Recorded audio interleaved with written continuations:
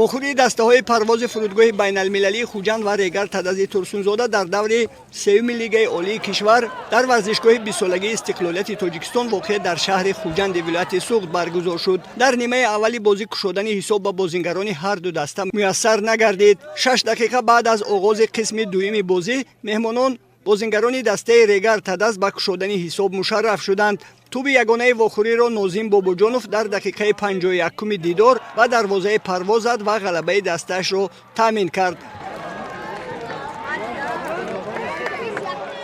то охири вохӯрӣ бозигарони ҳарду даста якчанд ҳолатҳои хуби голзаниро самаранок истифода бурда натавонистанд ва вохӯрии ин дастаҳо дар ин давр бо ҳисоби 0-1 ба фоидаи бозингарони тими Регар анҷом ёфт.